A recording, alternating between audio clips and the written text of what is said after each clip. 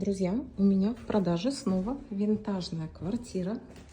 Конечно, здесь все под ремонт, но это локация улица Лесопарковая. Раздельный санузел. Изолированные комнаты на две стороны. Из спальни у нас вид на улицу Лесопарковую, и из двух комнат вид во двор. Смотрим двор, огороженная территория. Парковка, двор очень тихий. Вот он. И два подъезда в доме.